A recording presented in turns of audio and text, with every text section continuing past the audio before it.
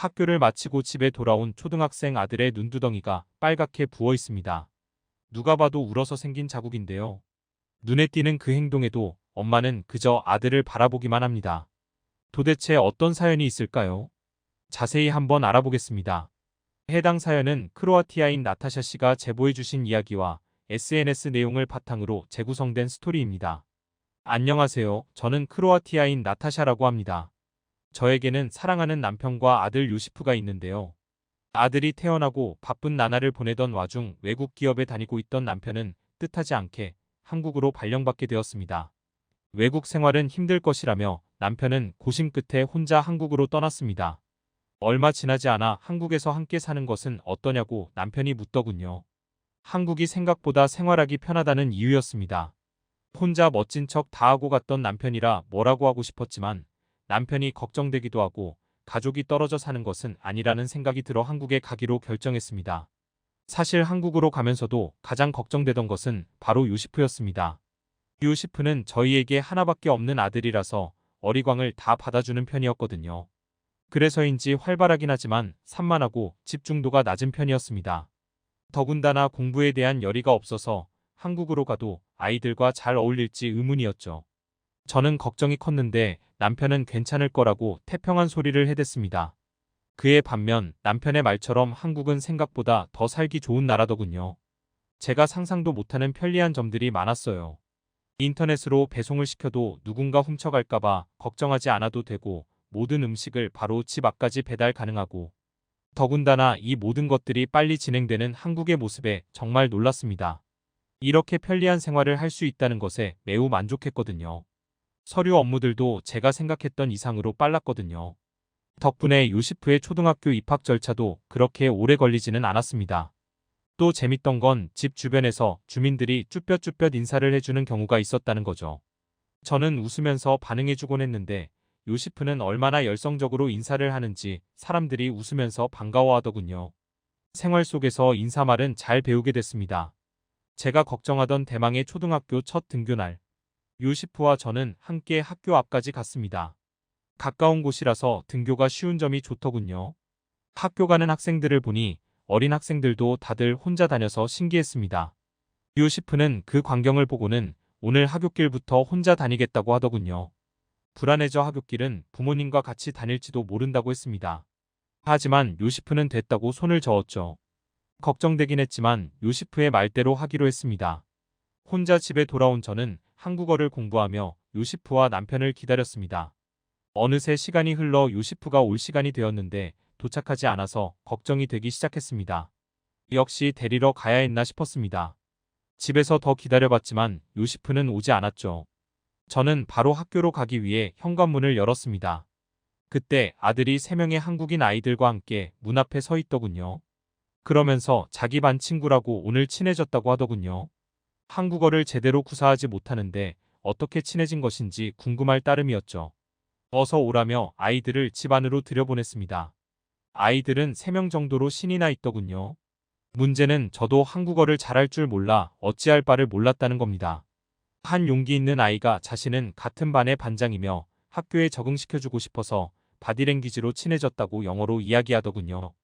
저는 영어를 잘하는 아이에게 깜짝 놀라며 고맙다고 감사 인사를 표현했습니다. 정작 요시프는 영어도 할 줄 몰랐기에 크로아티아어로 이야기를 계속 진행하고 있었습니다. 그러던 중 아이들이 손으로 뭔가 앞으로 찌르는 행동을 하더니 다 같이 사라지더군요. 반장에게 물어보니 다들 태권도를 다니고 있다고 했습니다. 앞으로 찌르는 행동도 태권도에서 배우는 것 중 하나라고 하더군요. 작은 손으로 운동하는 것을 상상하니 귀여워서 웃음이 나왔습니다. 그렇게 아들의 첫 등교는 무사히 마쳤습니다. 몇 달이 지났지만 요시프의 한국어 실력은 그렇게 성장하는 것 같지는 않았습니다.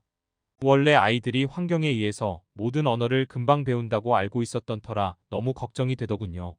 이러다 괜찮았던 교우 관계도 안 좋아질까봐 걱정되었습니다. 저는 남편에게 한국어 강사를 붙이는 것은 어떠냐고 물었죠. 남편은 나쁘지 않은 방법이기는 하지만 아들에게 물어보자고 하더군요. 저희 마음대로 강사를 붙인다고 해서 수긍할 요시프가 아니었거든요. 남편의 말도 일리가 있어 저는 다음날 물어보기로 했습니다. 학교를 다녀온 요시프에게 한국어 강사 선생님과 공부하는 게 어떨 것 같냐고 묻자 한치의 망설임도 없이 싫을 것 같다고 하더군요. 그러면서 자신은 태권도 도장에 가고 싶다고 했습니다. 아이들이 집에 놀러 왔을 때 태권도를 배우러 간다며 사라졌던 게 생각나더군요.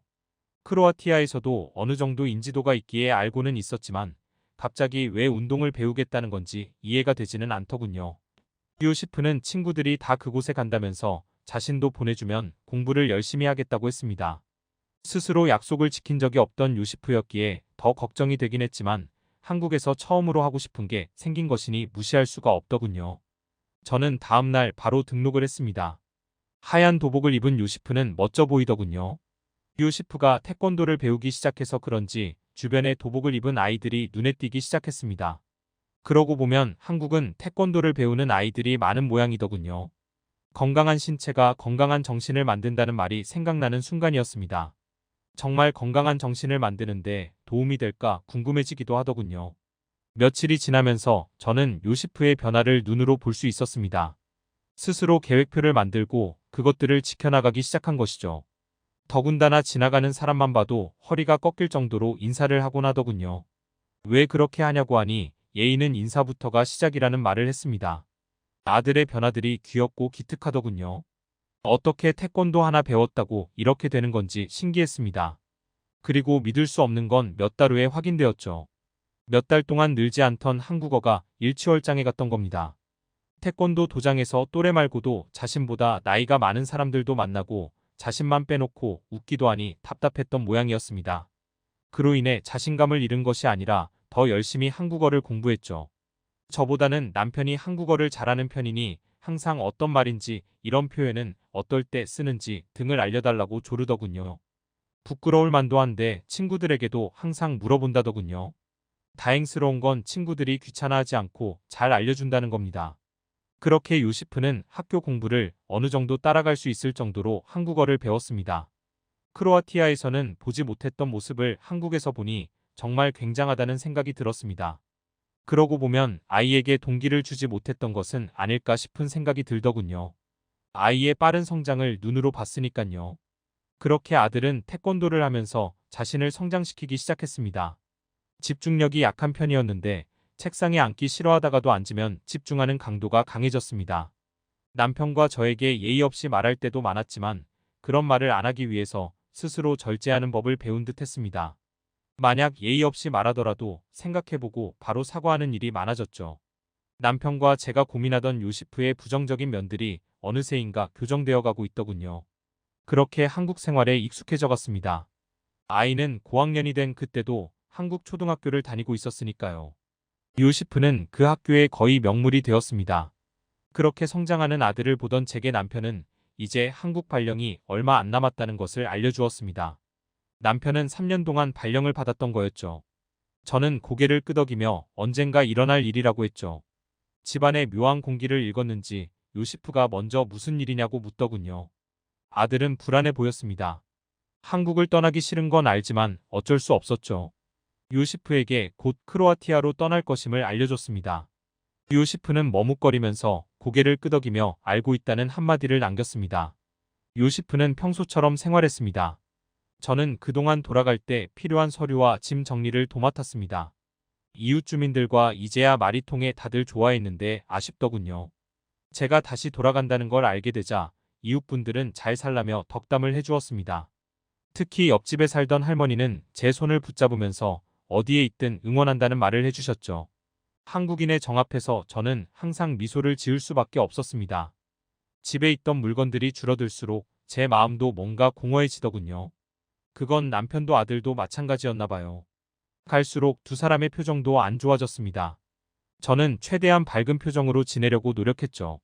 3년이란 시간은 한국에 정을 주기 충분했던 모양이었습니다. 마지막 수업을 마치고 온 요시프의 눈밑이 빨개져 있더군요. 하지만 제 앞에서는 티를 안 내는 아들을 향해 그 어떤 위로도 할 수가 없어 저도 조용히 지켜만 봤습니다. 그날 저녁 요시프 친구 어머니에게 전화가 왔습니다. 반 친구들이 요시프를 위해 이별 파티를 진행해줬고 다 같이 펑펑 울었다고 하더군요. 한국은 정말 아이들까지 정이 넘치는 나라더군요.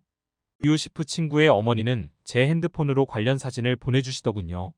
요시프와 반 친구들의 얼굴은 이미 울어서 빨갛게 되어 있었죠. 남편과 그 사진을 보고 귀여워서 어찌나 웃었던지요. 저희는 그런 추억들을 다 가슴에 안고 크로아티아로 돌아왔습니다. 정작 크로아티아로 돌아오니 한국이 그립더군요. 크로아티아에 돌아와서 가장 먼저 한 일은 요시프를 위해 태권도 도장을 등록하는 일이었습니다. 요시프는 돌아가서도 태권도를 배우고 싶다고 했거든요. 물론 한국과 다른 느낌이라서 요시프가 적응하는 것에 힘들어했지만 꾸준히 태권도를 배우기 시작했습니다. 다시 돌아간 학교에서는 다른 아이들보다 집중력도 좋고 공부도 잘한다는 평가를 들었어요. 예전이라면 생각도 못하는 일이었죠. 교우 관계도 확실히 좋아졌다더군요. 요시프는 예전과 다르게 친구들 사이에서 인기가 굉장히 높아졌다고 했습니다. 그렇게 요시프는 태권도와 함께 커갔습니다. 귀엽던 초등학생 요시프는 현재 성인이 되었습니다. 태권도를 놓지 않았던 터라 도장에서 사범으로 아르바이트를 할 정도의 실력이 되었죠. 지금은 한국을 오고 가면서 자신만의 태권도 도장을 짓고자 노력하고 있습니다. 저는 이 모든 것이 한국 덕분이 아닐까 싶어요. 제 아들 요시프는 사실 제가 봐도 어린아이에 불과했고 남들이 봤을 때는 문제아였거든요. 그런데 그런 아들이 성인이 된 지금 한국에서 배운 태권도를 떠올리며 자신의 길을 걸어간다는 것이 참으로 대견합니다. 한국에 있는 요시프의 친구들과 저를 스쳐갔던 모든 분께 감사할 뿐입니다. 지금까지 나타샤 씨가 보내주신 사연에 대해 소개해드렸는데요. 어떻게 보셨나요? 클립 뉴스에서는 여러분의 사연을 기다리고 있으니 소개해주고 싶은 사연이 있으시면 언제든 제보 바랍니다.